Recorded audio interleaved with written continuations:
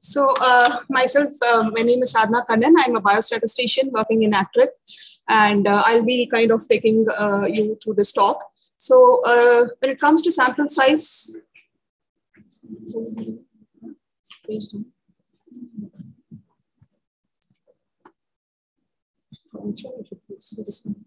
okay, fine. Yeah, so what we will be learning in this lecture is, we are going to learn the important elements of sample size calculation in designing your clinical research study or a trial, and how do we actually calculate the numbers for various designs. By now, you would have been, those who are into the small group sessions will know what kind of a study design, objectives, hypothesis, or everything must be kind of clear to you all. So for various designs, we'll see how to calculate the numbers and how do we report the results of sample size calculation for a research ethics board submission or for a granting agency. Now, the first, why should we go in for a sample size calculation? Three basic reasons. We all know that. For scientific reasons, like, we don't want a study to be kind of underpowered, or we don't want a negative study to be kind of happening. So for this reason, we need to have a proper way of calculating the numbers instead of deciding based on the convenience or the resources. Now, we also should remember that whenever we take a sample and we kind of plan a study based on the sample, we are not going to infer it for the sample alone. We are going to generalize it to the population. So we should be very careful in choosing the sample, be it numbers or how we choose. So what we are going to see here is numbers, and you all know how to select the target population and what is the exclusion criteria for your studies. Everything is clear. So the numbers is what we'll be seeing now. So ethics issue is, if you're taking more sample or less samples, if you're taking more samples, for example, you're going to expose some of the individuals to risks and burden for the benefit of, the intervention being studied for the population, right? So economic reasons could be like, you don't want to waste resources. At the same time, you don't want to kind of,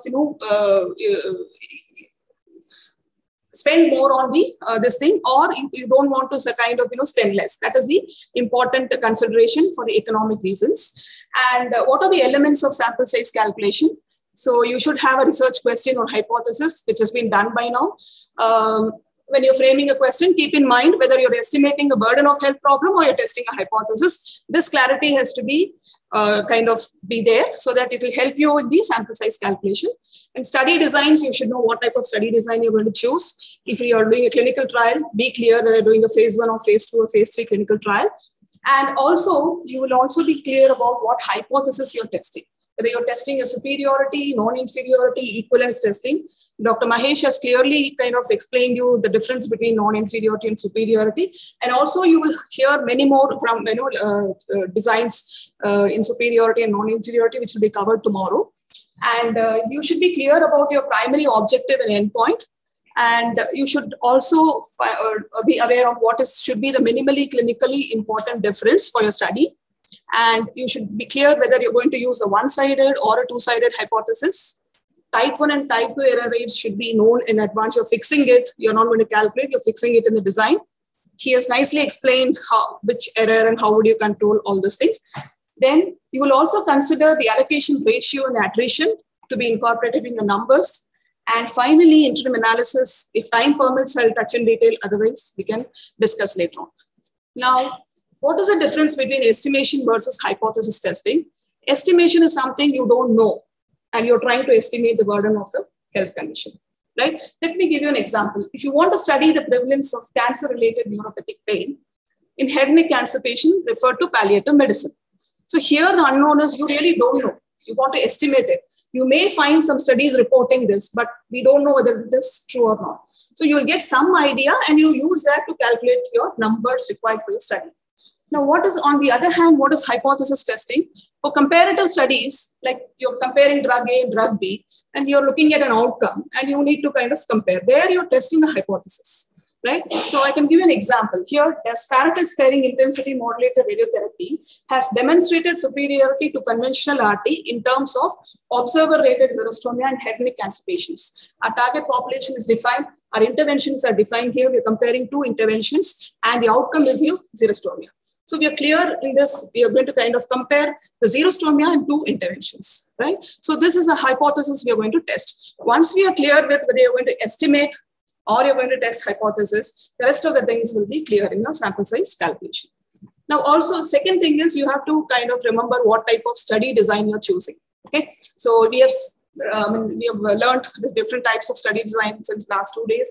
One, you can, cohort study or case control, cross-sectional, experimental study.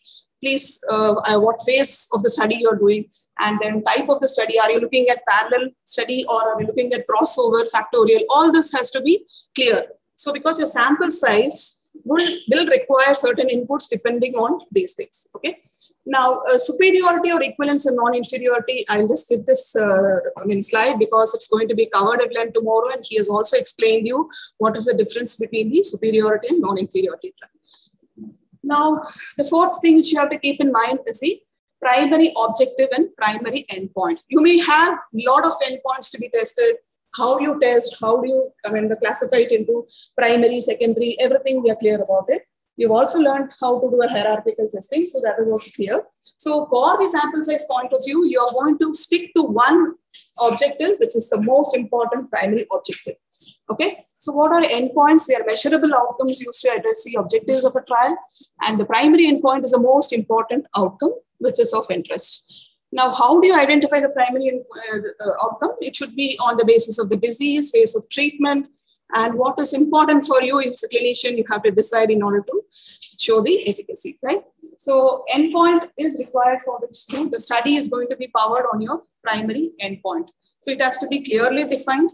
And when you're defining your primary endpoint, you should kind of state at what time you're going to assess the primary endpoint. Timing of assessment is important, and the person who will be assessing the outcome is also important. Okay. So let me give you some examples. Whenever you look at an endpoint for a study, we know that statistically you have to kind of group them into 3 categories. Either it should be a continuous endpoint or a binary endpoint or a time to event endpoint. So having stated your primary endpoint, see what variable type it is. How are you going to measure it? Is it going to be a continuous data? Is it going to be binary data? Or it's going to be time to event data? So examples for continuous outcomes are change in tumor size, quality of life scores, neurocognitive outcomes, biomarker levels, dosimetry data. These are some examples of continuous outcomes. So whenever you think of continuous primary endpoint, it's continuous by nature.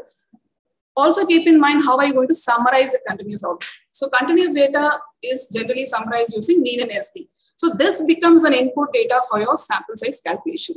So if you have identified the primary endpoint as continuous, please ensure that you have sufficient data related to the mean outcome or the standard deviation of it, right? The second thing is you may have even binary outcomes like response rates or toxicity. So it's very clear whenever you have a binary data, you will only have the number of yes and no, right? So the best way to summarize is proportion. So you need to come up with what proportion will show the outcome or what proportion will respond.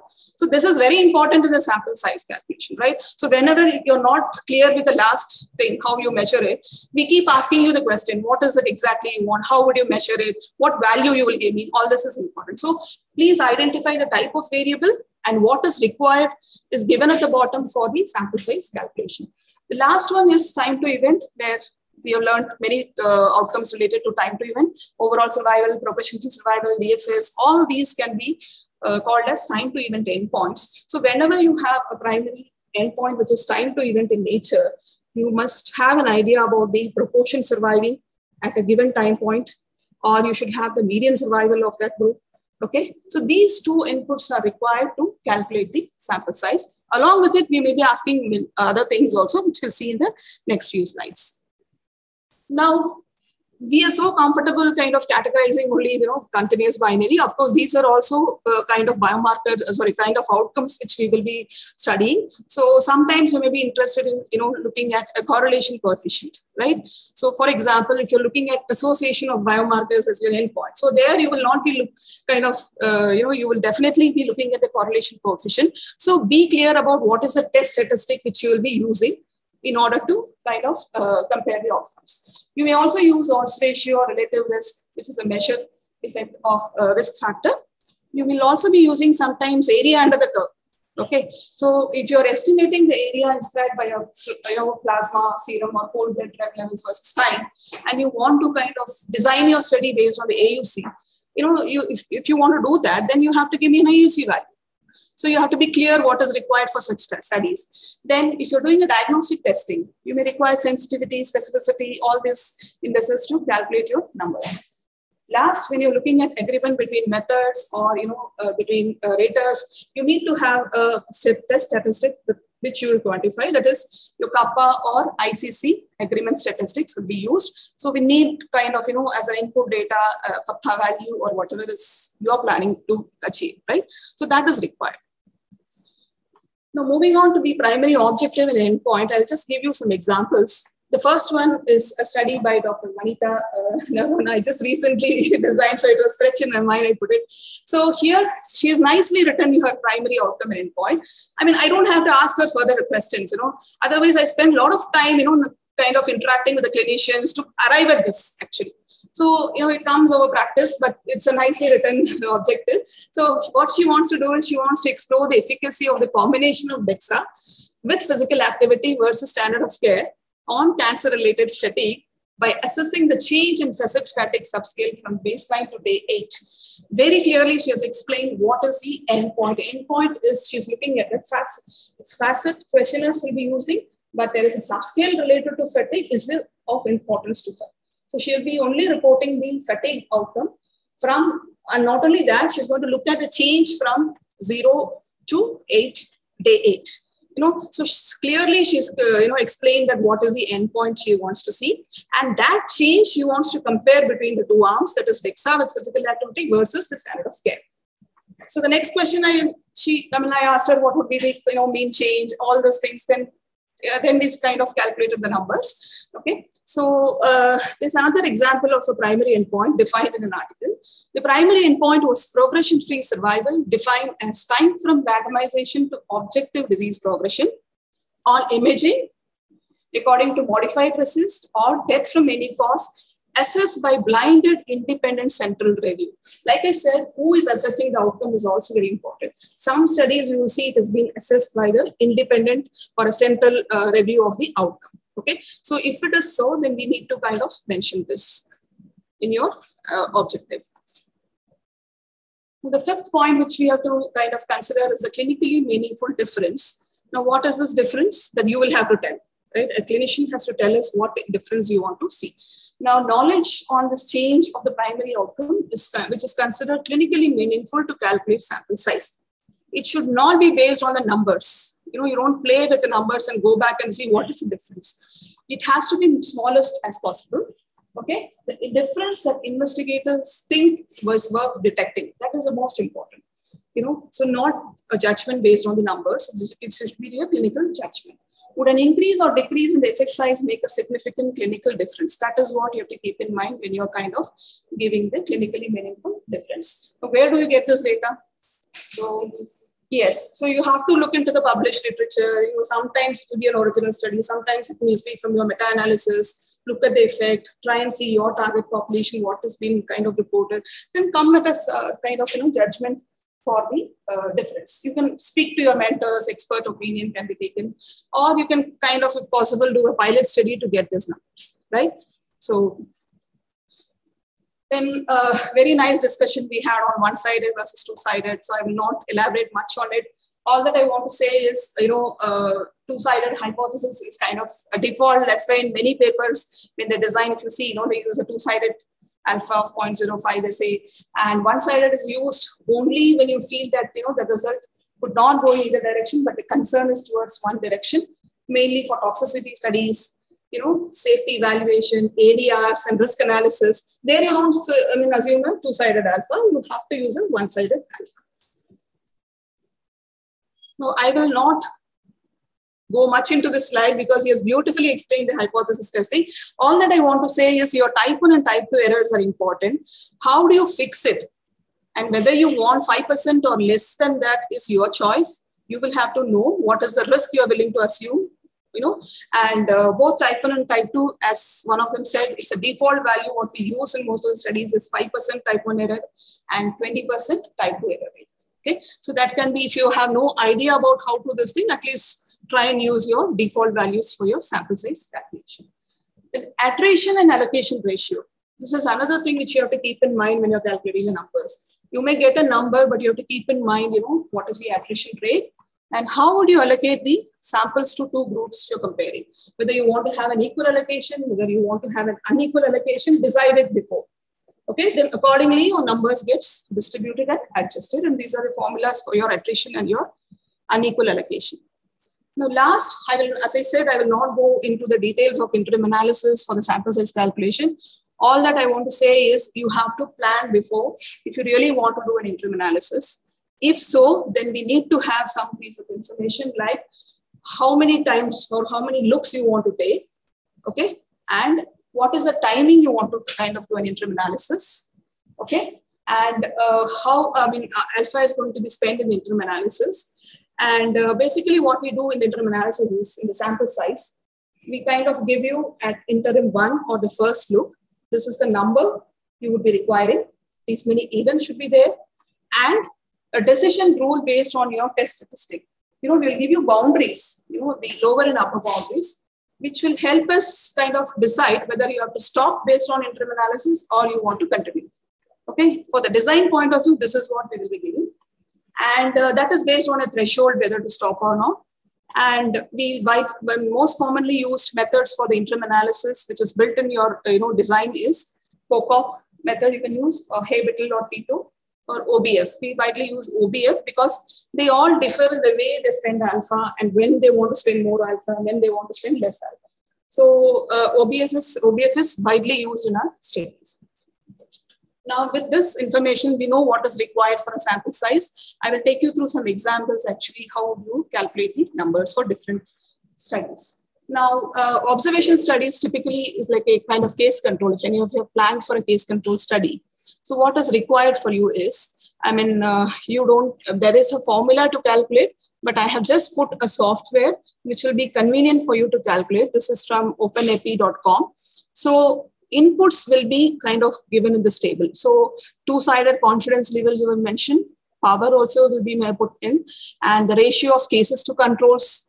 And the most important is what proportion of controls are to be exposed. This is an important piece of information. And what is the odds ratio you wish to detect? So you need to give this kind of inputs. Now, of course, the exposure, percent of exposure in the controls can easily be found. But odds ratio is what is the risk you want to kind of estimate. So that is what is the input data. I'll take you through an example. This is published in a BMC journal. The title is Predictors of Labor Abnormalities in University Hospital and Matched Case Control Study. So what they have done is they have reported on right what are the numbers. I took those numbers and I recalculated using the software. And the numbers I got is almost 421 is similar to what they got. Now, what is the kind of data I wanted to calculate? For me, I should understand what is exposure, right? Here, exposure is fetal malposition. Whether that is kind of giving, that causes your abnormality, okay? Labor abnormality. So that is, I should be clear about the exposure. I should be clear about the outcome.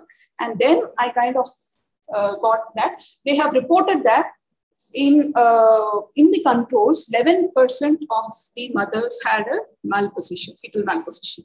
So that is a piece of information which I have to feed in. And then they had also kind of expected an odds ratio of 1.75. So if you see that is all explained in their assumptions, right? If you plug in these numbers, you get this. This is how they have calculated. So this is for unmatched case control. For matched case control study, similar information is required, but additionally, you will be requiring the correlation coefficient of the exposure between cases and controls, and how many control subjects you want to match to the cases, and of course, the odds ratio. Okay, so I'm not giving examples, but these are this thing. There is a link in Stats Direct which can take you through this, and then you can calculate the numbers. Now, moving on to the last example in the observation studies, as I said, estimation. So you're trying to estimate a burden or you're trying to estimate a prevalence. Obviously, you'll do a cross-sectional study to do that. And the number of samples, it depends on the expected prevalence. Okay, how do I get that? Do a literature search, come up with some value. Okay, then we can kind of, power it and then calculate the numbers. So I'm giving an example, the same cancer-related neuropathy. Neuropathic pain. So what was asked is they want to do a study in order to estimate the CRPNP. And they said that, the prevalence is supposed to be around 32%. Okay. So, and the investigator wanted to know that, how do I kind of come up with numbers if I want to estimate this prevalence of CRP? Okay. So the next question I asked is, what is the precision with which you want to estimate? Okay. How precisely you want to estimate this prevalence? Then the investigator said it has to be kind of, it cannot be very big, and I want just a 5% precision, and the level of significance was 5%. So if you plug into this formula, you will get a number like 0.334 is required in order to estimate this burden in the population, right? So you may come across with a lot of spreadsheets and, lot online calculators just to show you, you should have the right information even to key in to get your required numbers. So be clear about what is asked. Otherwise, you plug in anything, you will get some numbers. Okay, so be clear about it. Now I'll take you through how to calculate sample size for interventional studies. I will take from phase 1 to phase 3. Phase 1 studies. Phase 1 studies, we all know that it is, the primary concern is safety, first in human. The goal is to find MTD. Okay, and you typically require 15 to 30 patients, number wise. Okay, so here we don't kind of do a formula and do a kind of sample size here. We use some designs to calculate it. One is a rule-based design, which is a 3+3 design, or you go in for a model-based design, which is continuous reassessment method. I will not touch upon CRM, but I can show you what a rule-based design is. So you start at the lowest dose, treat 3 patients. Here the cohort size is 3, and you look for the events. If it is 1, then treat 3 additional patients at the same dose, and then you count the events. If you don't find any events, you can go on to the next dose. If you find 2 or more, you decrease the dose. That is the logic for a 3+3 design. Now for phase 2 studies, what do we do for phase 2 studies? Like we know, we have learned, it can be a single arm, or it could be a 2-stage design, or it could be a randomized phase 2 study. Right? So I'll just give you some examples of each. Single arm study, I've taken from a literature. This is a phase 2 single arm of preoperative short course radiotherapy followed by chemotherapy and camrelizumab in locally advanced rectal cancer. So I have just put in what has been put in the protocol or the article. So what they have justified, how they have justified the numbers, I'm going to show you how they have calculated. But the important thing is their outcome is PCR, right? Pathological response. And what we are trying to see is they are trying to increase this response from 15% to 40%, right? Not only that, if you see here, they have also kind of, given you how they got this 15% with a reference there. According to the previous studies, the PCR rate for preoperative CRT patients with LARC is approximately 15%. So you also, whenever you come up with numbers, be clear from where you have taken it. Either it should be from previous study or based on expert to the thing, whatever it is, you have to kind of mention that. So if you have taken from previous studies, please put the reference. Okay. And sorry, that is what they want to see. That is a clinically meaningful difference. They are ready to accept 15 to 40. So that is what they wanted. And then for this, the sample size required as reported by the article is 24. And with 80% power, to detect this improvement with a one-sided chi-square test with a significance level of 2.5%. And they have assumed a 20% dropout. And they said, finally, considering all this, you will require 30 patients. It's a single arm phase 2 study. So what I did is I usually use a software called PASS, Power Analysis and Sample Size. I plugged in the numbers which they have given. Okay, it reported. So power was assumed 80%. Your alpha was assumed as 0.025, 0.5%. And the maximum response rate of the poor treatment was 15%. And the minimum response rate of a good treatment was 40%. So if you put in all these things and then you get a output from the software, that is what I have given at the bottom. And you see there, you will require 24 patients here, right? That is what they have reported. So this output also gives you a statement to justify your numbers, but it will be very generic statement. So please use that and then you write in your own words what you want to kind of define, how do you want to define your outcome and all. And then you kind of report in your protocol. Okay, write it in your protocol in that way. Now, second thing is we look at two-stage designs. Now, what are two-stage designs? It's like you start with a small group of patients who are enrolled in the first stage, and the enrollment of the next group of patients is conditional on the outcome of the first group of patients. Like kind of, your hierarchical testing, he explained, similar approach here. You only, when you see the response, you move on to the next stage. Otherwise, you stop perfutility. That is the background behind the two-stage design. The activation of second stage depends on adequate number of responses observed from the first stage. So we have designed, I think Dr. Vikram, and once we had designed the study, this is a study of ciprofloxacin as an adjuvant drug to cytotoxic chemotherapy in hormone-resistant prostate cancer. Okay, so we chose a Simon's two-stage design for this. And conventional chemotherapy was, it has 10% efficacy in HRPC patients. And now what is the response for a good this thing? He kind of wanted to assume a 20%. Okay, so when we kind of used these two values in so that stage one, what is the number of patients to be enrolled and what is the number of responses we need to achieve? Only when that is this thing, we will go ahead. Otherwise, we will stop the study. So stage two, after this thing, you enroll additional patients. So total 78 patients will be enrolled. And if 12 patients respond, the addition of this will be considered beneficial. Okay, this is how we kind of written down the protocol.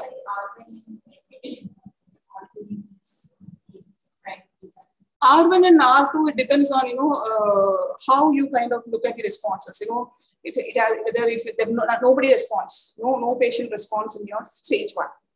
Okay, so based on certain binomial probabilities, we calculate these numbers. We fix the numbers in N1, and this much minimum responses are required for you to, either to proceed or to stop the trial. Okay, that is decided by the responses, assuming no response and what is the numbers required. So we just get that. Okay, but this is purely a binomial this thing.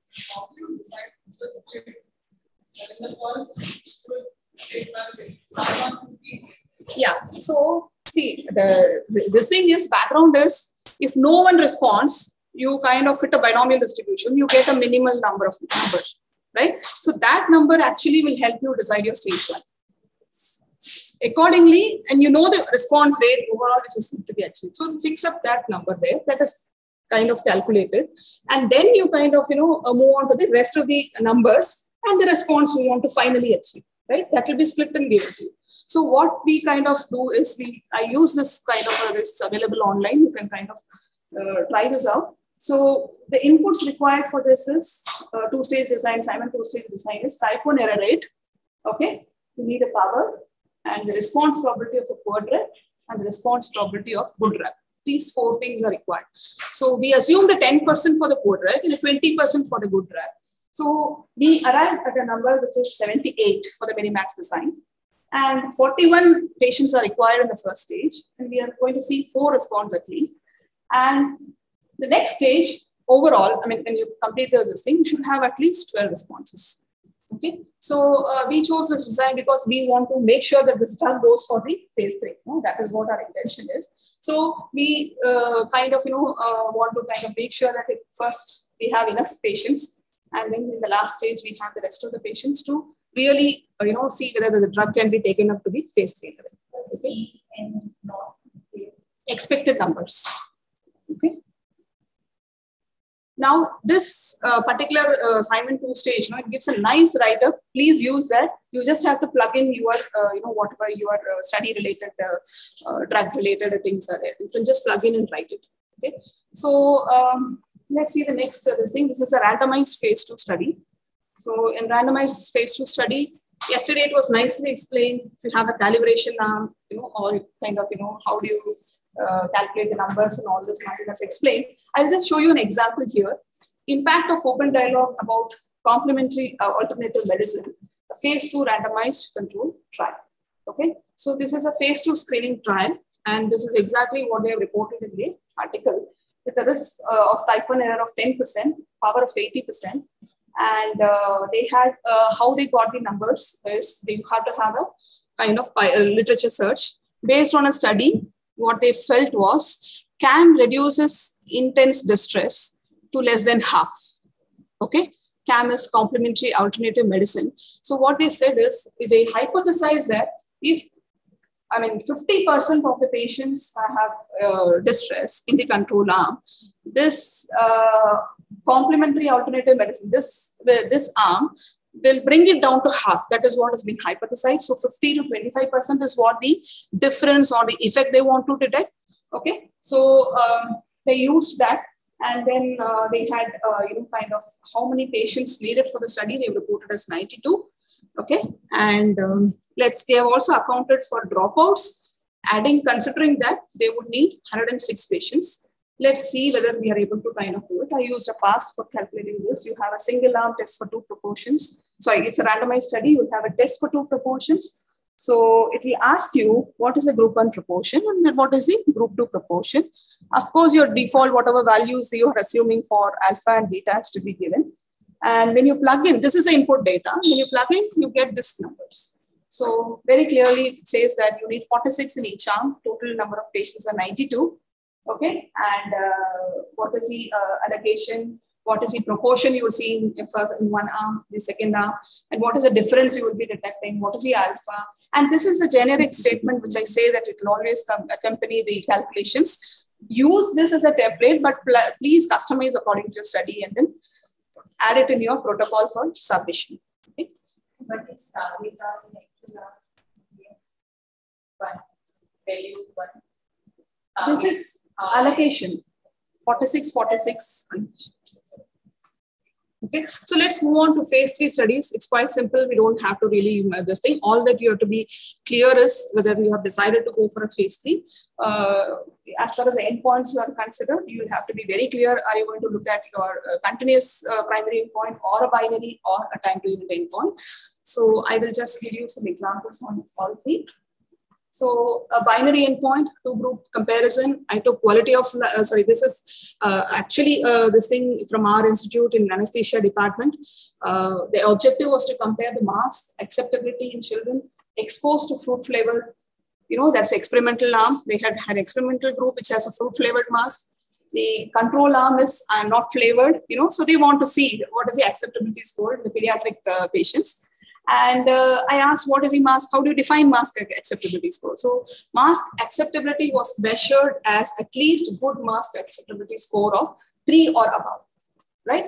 They have a questionnaire to collect this data. When they get a score of 3 or above, then it is considered as a good acceptability score. So they have defined this, 3 or above will be considered as good. And the next question is, what proportion will have this kind of a good acceptance score? So it was based on some reference, they said 60%. And now by giving this intervention, what is the difference you would expect? So he said, okay, 15% difference we can see. That is what I can accept. If I should get a difference, I should be able to accept that intervention.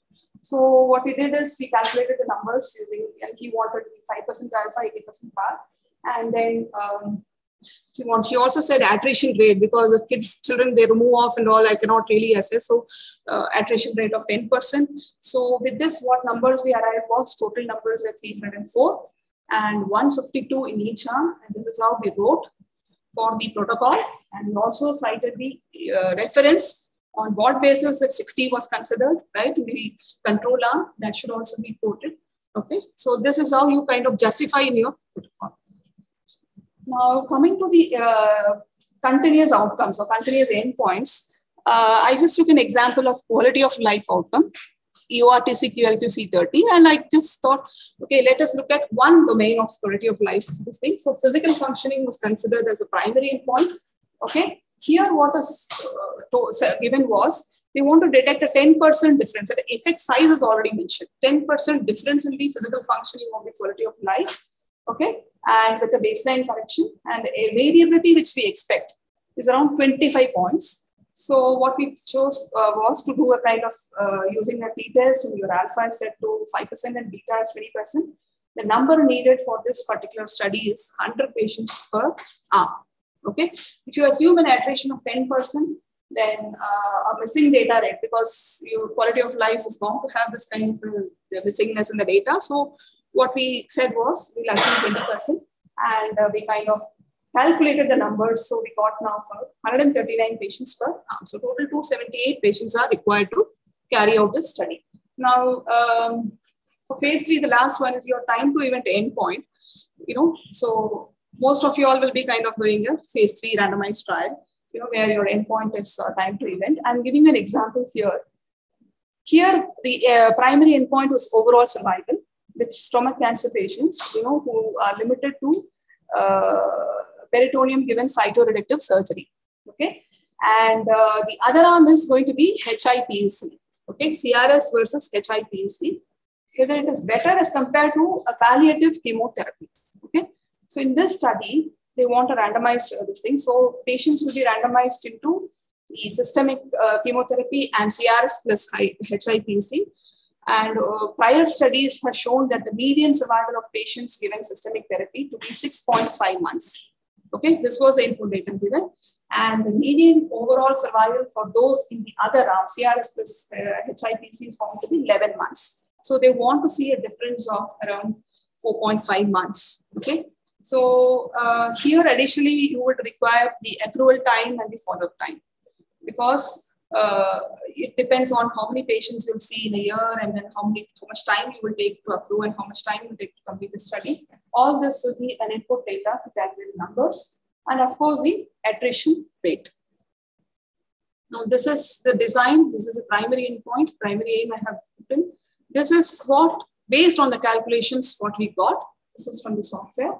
The first part tells you the numbers, okay, with whatever assumptions we have provided. Okay, so we have given median overall survival in one arm, let's say standard arm to be 6.5, and the intervention arm was, assumed to be around 11 months, and the accrual time was kind of considered to be 24 months, and a total study completion of say 16 months. Okay, so now if you see this, the numbers which you will require is around 122 for this study, right? So how many events are required to complete the study? You would require 118 events, which is given at the bottom. So while reporting in the protocol, please make sure that you write everything, whatever you have assumed, and what is the number required, and what is the events also you will be achieving. And this is a 5-year OS or overall survival which they have considered. Okay, so this is how we have written. I will not go into the details. You put in everything and then, kind of clearly justify what are the two arms you're studying, what is the median survival in one arm, what is the alpha error, beta error, and what is the, if any, attrition or anything, how much you want to kind of plan in your study, and everything you put it. And then, of course, the events have to be mentioned. Okay. Now, I just want to kind of, this is the last design. I will not cover much because I want Dr. Supriya to come and, show this design, because this is designed by Dr. Supriya and myself.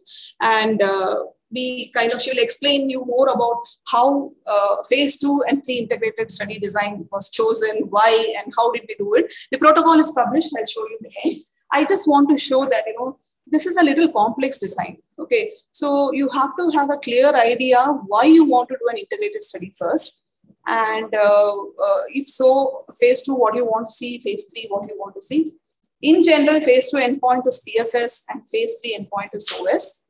So the inputs for this is a little tricky. So it has to be a kind of, statistician and the clinician together has to sit and see how to kind of design the study. So don't do it alone, although the tools are available. This is an online, software which helps you design that. Not only this, there are a variety of, situations where you can calculate the sample size on the left. You see predictive biomarkers in phase 3, 2, 3, optimal two-stage designs, and then classifiers for high-dimensional data, and design monitoring and based in phase 2 single arm. You can just explore all these designs. But what I want to show you is, this is a whole lot of input data. I will not cover in detail, it's quite complex. And then the end, what you get, the numbers. You will get the numbers if you want to plan in as a single study with QTT on OS, or if you want to plan phase 2 followed by phase 3, what is the number? And if you integrate the design phase 2 and phase 3, this is what the numbers you will get. Okay, she will discuss at length about this protocol. It's been published recently in the International Journal of Clinical Trials. This is the trial, okay, which we have designed with phase 2-3 integrated design. Now, the last part of my talk, I want to share you some of the softwares which are widely used for sample size calculations. Okay, so you don't have to really, use the pen and paper and use the formula to really calculate. There are a lot of tools, variety of tools available, but beware of it. You should know what needs to be given. Okay, always, if you are having difficulty, consult a statistician. Be clear about what you're going to do. So widely used in our institute is PASS, and I also use R. And there is another program. R is a free this thing. G Power also is free. You can download and use that. And then this is a wonderful suite of all clinical trial designs. It's a very nice this thing. It's called trialdesign.org. Please explore it. You will see a variety of designs and variety of this thing you can do. Like here, you have phase 1, phase 2, phase 1-2, basket platform, sample size calculation. Everything is beautifully done. And also, you will also get a right-of-way protocol. Very nicely, they have kind of developed this software. It's called trialdesign.org. Please explore this. Okay. And of course, the best software for statistician is East, because for monitoring purpose of trials, this is the best software for us. We can do a lot of simulation designs, like the CRM ones and all requires a lot of simulation. So this is the best software for this thing. You don't have access. It is a licensed software. Enquiry Advisor is another package. Again, this is a license. PASS, Enquiry, and East are all licensed ones. You have to pay for it. This is a nice tool which ECORD usually uses. It's called Cancer Research and Biostatistics from SWAP. So please explore this also. This also gives you a nice way of calculating for various designs and various situations. And it gives you a nice document on what is the statistics behind that period. You read through what are the input data, what is the meaning of each and every term there, and then you can kind of use this. This ECORD uses this. So I just want to conclude, and thank you all for